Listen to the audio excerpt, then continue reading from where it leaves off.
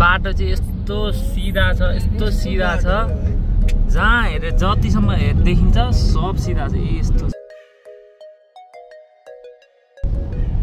तिमीलाई चाहिँ कस्तो भइरहेको त भन्देऊ नि त।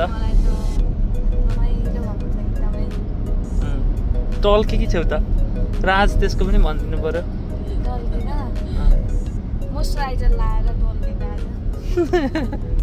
ल सही हो।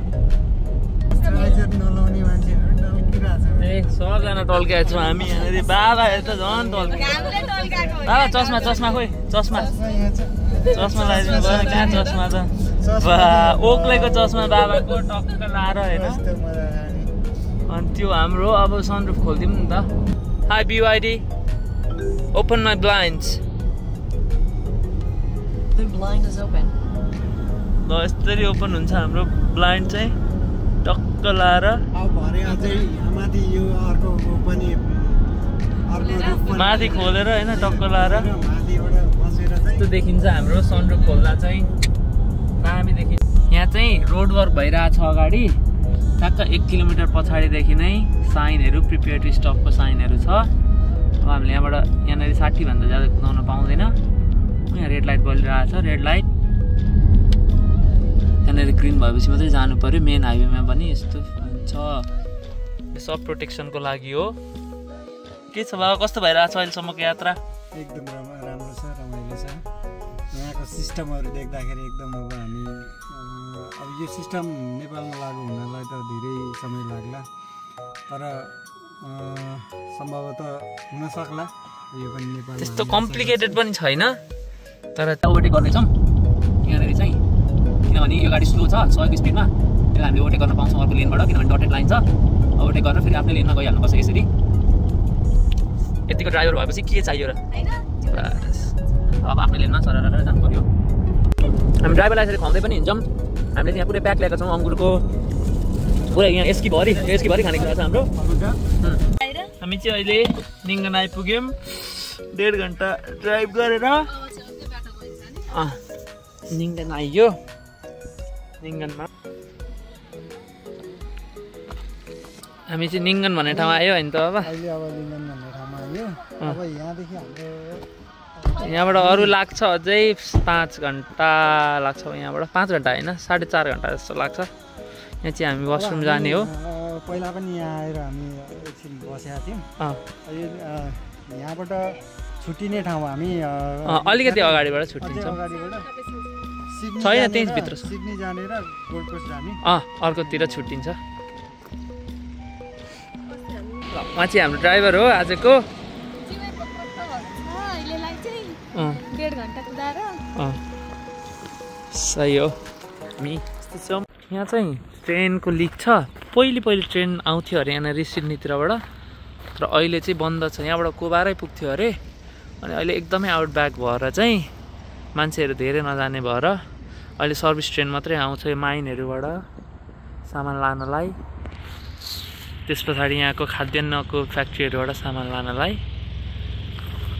त्यसको लागि ट्रेनको लिक छ। सर्भिस ट्रेन यही हो मैले अघि कुरा गरेको। फेरि ठ्याक्क यहाँनिर ठ्याक्क त्यहाँबाट चाहिँ हाल्छ। त्यहाँबाट खानेकुराहरू हाल्छ, खाद्यान्नहरू फ्याक्ट्रीको। अनि त्यही चाहिँ यो सर्भिस ट्रेनले लिएर जाने हो। यहाँनिर अर्को कमर्सियल त्योवाला आउँदैन, यस्तो मात्रै हुन्छ। ल हामी निङ्गन छोडेर हामी गिलगेन्ड्रा भन्ने ठाउँतिर जान्छौँ। त्यस पछाडिको अरू देखाउँला। अहिले चाहिँ हामी गिलगेन्ड्रा पुग्यौँ। ल हामी चाहिँ अहिले गिलगेन्ड्रामा आइपुग्यौँ। गाडी पार्क गरेका छौँ। पब्लिक टोइलेट यहाँ छ, टोइलेट जानलाई यहाँ हो। बाबाले यहाँ खानेकुराको तयारी गर्दै हुन्छ। के छ बाबा हाम्रो अब खाने बेला भएको? ल ठिक छ, वासरुम गएर आऊँ न त। अनि ल हामी अब यहाँनिर वासरुम जान्छौँ। राम्रो छ गिलगेन्ड्रा पनि, फर्स्ट टाइम आएको, दामी छ। ल हामी कहाँ जाने हो अब? के हो त्यो देखाइदेऊ त। यो चाहिँ हाम्रो अन्डा हो। ल अन्डा हो। ल खाना तताएर खाने हो त्यहाँ गएर उयो पार्कमा। हल्का जोस भएर हल्का खाएपछि फेरि खाएपछि टक्का हामी खाए पछाडि चाहिँ पढाइदिने हो पढाइ। म्यापलको रुख रहेछ। म्यापल चाहिँ यस्तो दामी फुल्छ नि। अहिले ठ्याक्कै यो अब अटम सकिने बेला हो। हामीले चाहिँ घरैबाट फ्राइड राइस लिएर आएको छौँ। यसमा ऱ्याप गरेर ल्याएको थियो।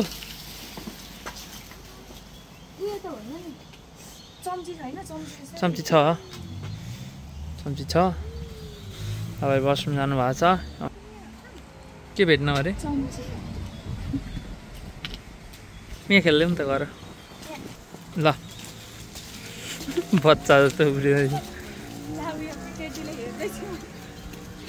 यहाँ चाहिँ बताउँदैछु म फ्राइड राइस छ। त्यस पछाडि हामीले अचार पनि लिएर आएको छ 3-4वटा चिकनको यो धुले अचार। त्यस पछाडि यो भइहाल्यो।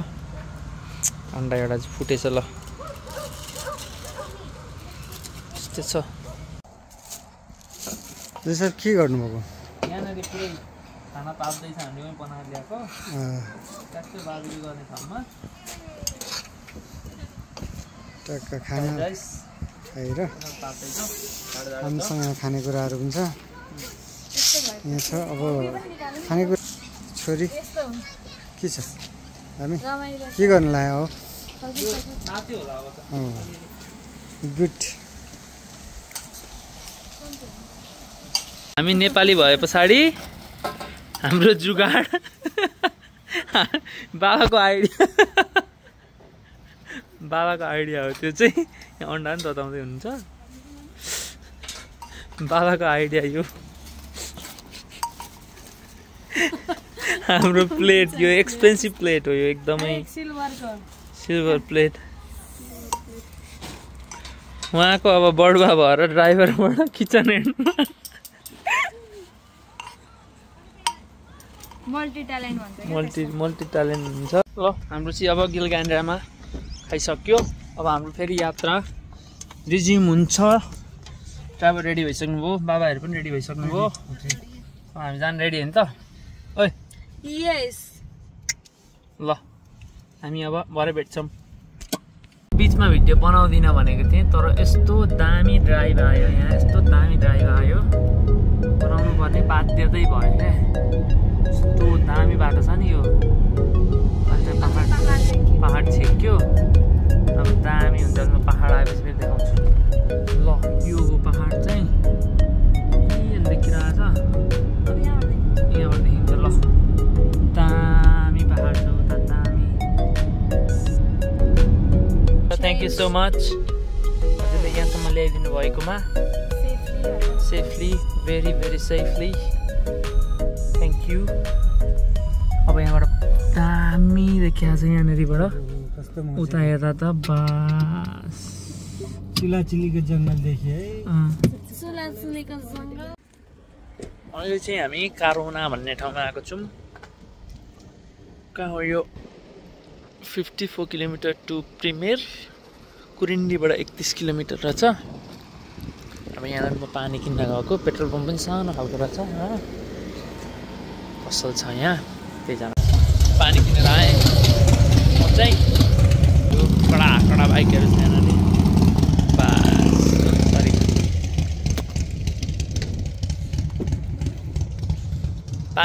पानी के हुँदैछ पछाडि के हुँदैछ बास। हामीहरू चाहिँ अब टेम्बोर्थ आइपुग्यौँ। यस्तो दामी ठाउँ टेम्बोर्थ। I like it. बब्बाल ठाउँ त पछाडि देखेको त ओहो दामी देखियो क्या। दामी कस्तो लाग्यो अगाडि देखेको पनि हो त नि बब्बाल ठाउँ। फर्स्ट मन पर्यो मलाई टेम्बोर्थ। पछि आएर यतै बस्ने हो त। सोच्नुपर्छ तर ठाउँ अहिलेलाई चाहिँ मन पर्यो होइन। एमआई दामी रहेछ।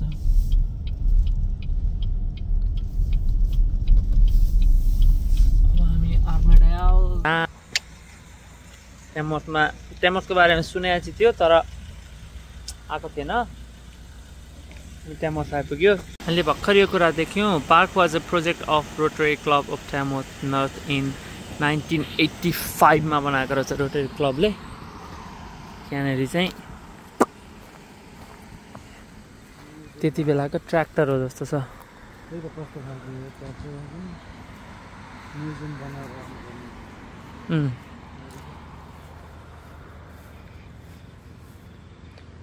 कोर्मेक डिरिङ, अरे यसको नाम थाहा छैन के को हो यो, के लेखाएको छैन यसको बारेमा।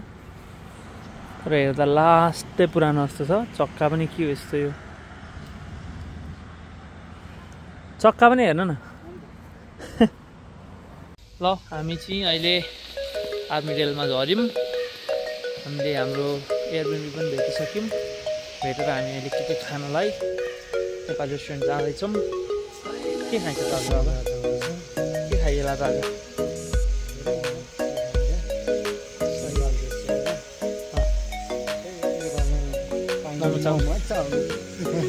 त्योभन्दा अरू होइन, मस्त पानी छ।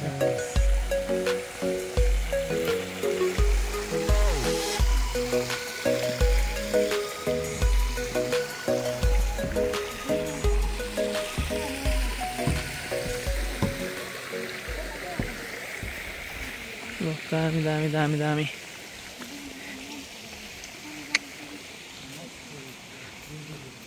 हामी चाहिँ अहिले खाइसकेर फेरि च्याट्ट बनाएर जाने बेला हो।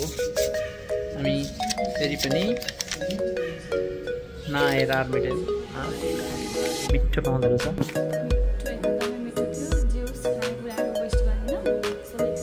खानेकुरा यसरी च्याट्ट बनाएर सबैभन्दा ठुलो कुरा दामी थियो। अब हामी घर जान्छौँ अनि सुत्छौँ। मैले अनुसार फेरि हिँड्नु छ है त। ल बाई।